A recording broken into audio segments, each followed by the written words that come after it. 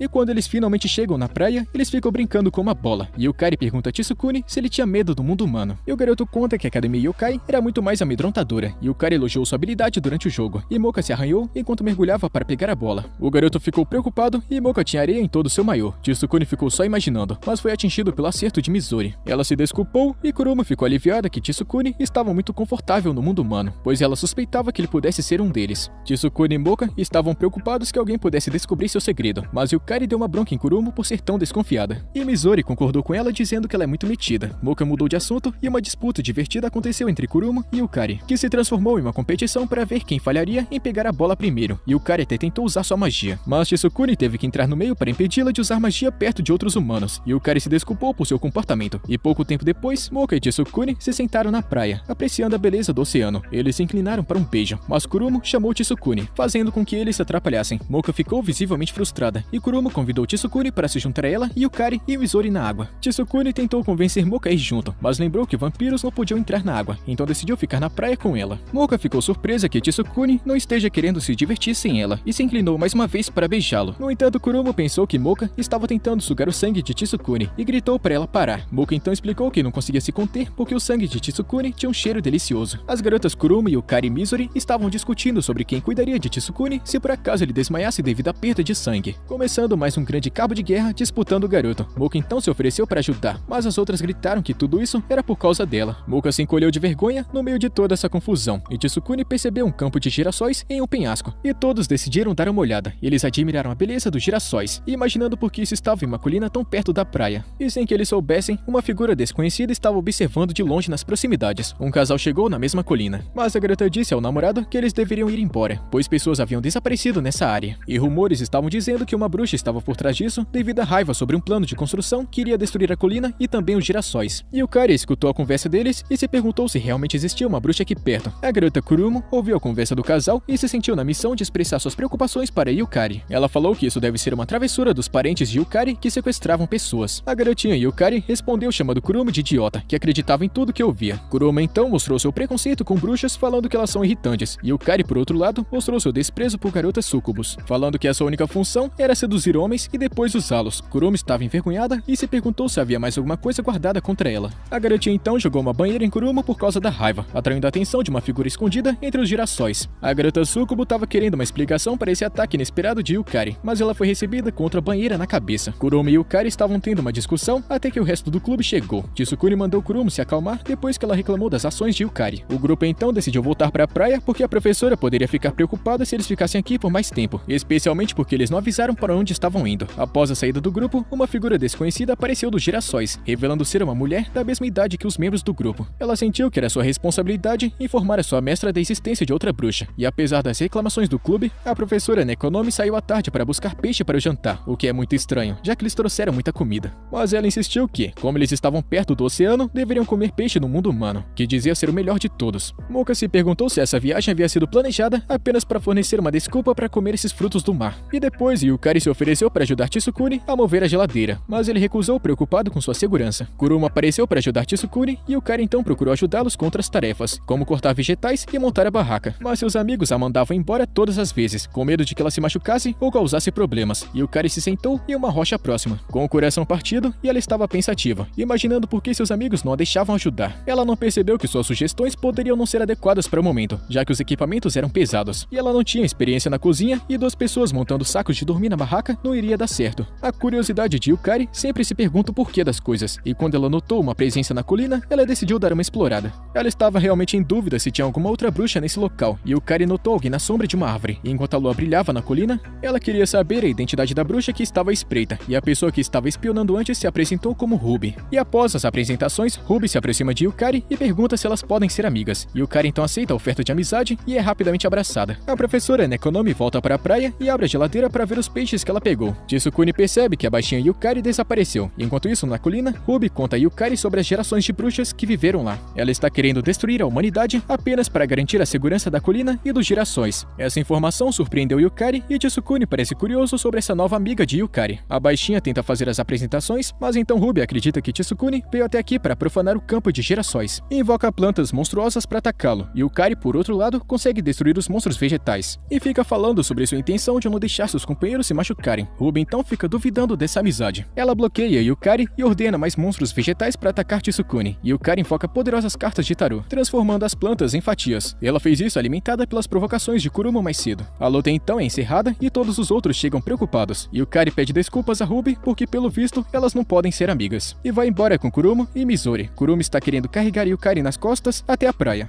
Mas então Yukari se recusa, falando que bruxas se curam rapidamente. Moka percebe que ela e Tsukuni estão sozinhos, pela primeira vez desde o início das férias de verão, e tenta beijá-lo. Ruby então ataca Tsukuni. Ela está querendo levar Yukari com ela, conforme ela havia recebido a ordem para fazer isso. O garoto perde a consciência como resultado da agonia e da perda de sangue. Moka então grita de raiva, quebrando o selo do rosário e deixando a Moka interior aparecer. Yukari fica chocada com as ações de Ruby e se vira para ver Mizori congelando tudo ao seu redor. Enquanto isso, Kurumo se transforma e ataca Ruby, causando uma explosão no campo de girassóis. Ruby acordou na tenda do clube do jornal e se sentindo tonta. Ela então se lembra que levou uma bela de uma surra após ter machucado chocado Tsukune. Ela tentou contra-atacar, mas foi parada por Tsukune oferecendo chá. O garoto queria ouvir sua história e as outras queriam saber a história da colina. Ruby explicou que ela ataca humanos apenas para proteger a sua casa. Misori então começou a dizer que a vida era valiosa, seja humana ou monstro, e Moka então recomendou que Ruby se juntasse à Academia Yokai e o clube de jornal. Kuruma então reclamou dizendo que ter duas bruxas no grupo iria ser insuportável, e Yukari provocou, e Ruby ficou tocada pela gentileza deles e observou em silêncio. E mais tarde, enquanto eles dormiam, ela escapou segurando o chá durante a noite, e Ruby pensou sobre tudo isso, e sentia que poderia ser tarde demais para mudar. Ela convocou sua varinha e voltou para casa para falar com sua mestra, mas ela estava furiosa, e Ruby foi cercada por plantas. E de forma desesperada, ela conta que jamais trairia sua mestra. O grupo então percebeu que a garota fugiu, e correram para o campo de girassóis. Plantas acabaram prendendo eles, e Ruby está de volta com sua forma maligna. Ela ordenou que plantas monstruosas emergissem. Aquela criatura morcego apareceu de novo, e então foi golpeada por sua varinha. Ruby então revelou que seu mestre tem um plano para erradicar os humanos. Tsukune tentou fazê-la pensar direito, mas Ruby ignorou ele, comandando as plantas para atacar. Kuruma e Yukari se libertaram lutando contra as plantas, enquanto algumas se aproximavam de Tsukune. A tela de repente ficou preta, e a lanterna de Tsukune se apagou, e em seguida Misori se libertou e congelou a planta, e assim salvando Tsukune. Todas as três garotas prometeram proteger o garoto, mas então Tsukune notou Moka presa em plantas e correu para ajudar. A bruxa Ruby estava enterrando ele sobre várias criaturas vegetais. As garotas estavam motivadas e tentaram lutar contra os monstros para ajudar Tsukune. Ele foi jogado pelas plantas monstruosas e se perguntou como poderia salvar Moka. Então ele teve uma ideia e tirou o rosário de Moka. E assim que o rosário saiu, Moka se transformou e eliminou todos os monstros vegetais com seu poder. Ruby ficou surpresa ao ver o quão forte ela era, e Moka interior agradeceu Tsukune por salvá-la e começou a lutar contra Ruby. Em seguida, ela havia jogado Ruby em uma pilha de plantas mortas, mas Ruby não havia terminado, e ela trouxe as plantas de volta à vida, tornando elas ainda mais fortes e maiores. Ela prendeu Moka e Tsukune em plantas e atacou os dois com suas asas afiadas. Ela disse que estava apenas fazendo o que sua mestra queria, e Tsukune percebeu que o mestre dela deveria estar na casa do outro lado da colina. E assim que ele levou um corte no rosto, Moka viu isso e se libertou, e então ajudou Tsukune a escapar das plantas e se juntar a Kurumo, Yukari e Misori. O garoto tentou correr em direção à casa, mas os monstros plantas bloquearam seu caminho. Kurumo e Yukari trabalharam juntas para abrir passagem, mesmo tendo discutido um pouco no começo. Yukari disse a Kurumo que elas podem se resolver mais tarde, e quase chegando na casa, Tsukune foi bloqueado novamente. Mas os ataques de gelo de Misori acabaram tirando os monstros plantas do caminho, e quando ele chegou na casa, ele viu diversas raízes. Ele imaginou que essas raízes estavam controlando as criaturas plantas, então ele seguiu as raízes até o quarto da mestra, onde elas estavam conectadas à sua cadeira de balanço. Tsukune então pediu à mestra para deixar Ruby fazer as suas próprias escolhas, mas a velha bruxa não respondeu. Tsukune teve um mau pressentimento porque ela nem mesmo reagiu. Lentamente ele se aproximou de um espelho no quarto, e quando ele deu uma olhada no espelho, ele viu algo terrível e quebrou com um vaso. E do lado de fora, Kurumo, Misori e Yukari estavam exaustas, e elas continuavam lutando contra os monstros vegetais. Mas as criaturas continuavam voltando ainda mais fortes, e Yukari então percebeu que tinha alguma coisa de errado na luta de Moka contra Ruby, e apontou para os outros. E surpreendentemente, Ruby amarrou Moka de cabeça para baixo, e Yukari implorou a Ruby para parar de lutar, prometendo que todo mundo iria deixar a colina e nunca mais voltar aqui. Mas Moka disse a Yukari para olhar com atenção para Ruby. Ruby havia mudado bastante desde que a conheceram, e ela nem conseguia reconhecê-los. Ruby então amarrou todas as garotas com cipós, dizendo que era um castigo por terem mexido com sua casa. E justo quando as coisas pareciam ter acabado, Tsukune apareceu e disse a Ruby que não havia mais ninguém que se importasse com esse plano maluco, e que sua mestra não estava mais lá. A bruxa Ruby disse que sim, ela com certeza está em casa, mas Tsukune gritou que ela havia sumido há muito tempo. Todos ficaram chocados e Ruby não conseguia aceitar a verdade. Ela acreditava que sua mestra ainda estava viva. Embora tivesse visto ela falecer, Ruby teve um flashback dos últimos momentos de sua mestra, e quando a bruxa percebeu que seus planos estavam completamente errados, e que essa atitude iria torná-la mais medíocre do que os humanos que ela sempre odiou. Ela pediu desculpas a Ruby e prometeu cuidar dela em espírito, mas Ruby não conseguia aceitar a morte de sua mentora. Ruby então perdeu o controle, cercada por uma explosão de energia mágica, e Yukari reconheceu isso como sendo um movimento desesperado de uma bruxa para obter mais poder e se fundir com outras criaturas. Os monstros plantas então se fundiram com Ruby, criando um monstro gigante com a garota no meio, e Yukari sabia que Ruby estava fora de controle. Ela pediu a Tsukune para jogar sua varinha no sapato de Kurumo, e com isso as duas se soltaram. E Moka ficou presa em vinhas de plantas que começaram a se fundir com ela, e Ruby explicou que ela poderia se fundir com toneladas de outros monstros e então controlá-los. Ela pretende usar os poderes de vampiro de Moka contra os outros, e Yukari disse a Misori e Kurumo que elas tinham que destruir Ruby. E Yukari usou cartas mágicas para cegar Ruby temporariamente, permitindo que Moka recuperasse o controle de seu corpo, e enquanto Moka se libertava, Yukari diz a ela para quebrar a varinha de Ruby. Ruby, e isso vai torná-la incapaz de controlar sua magia. Elas então imploram para Mocha impedir Ruby, mesmo que ela não volte a ser como era. Ela chora e diz que Ruby precisa de ajuda. Mocha interior concorda em ajudar, mas ela diz que prefere sangue no lugar da paz e dá um chute na varinha de Ruby, quebrando ela. Isso causa uma grande explosão e Ruby grita de dor durante o choque. Ruby se lembra de uma lembrança feliz de sua infância, com sua mestra perguntando qual era sua coisa favorita. Seu rosto então perde a expressão de ódio e uma explosão ainda maior acontece. E no dia seguinte, o clube do jornal fica muito triste, já que eles não conseguiram salvar Ruby. A professora Nekonomi aparece assim que o ônibus chega, e quando Gin desce do ônibus, todos ficam chocados. Ele está simplesmente segurando Ruby, que está dormindo em seus braços. Gin então conta que a encontrou no oceano, como se alguma coisa a protegesse. Ruby parece em paz e muito calma enquanto dormia.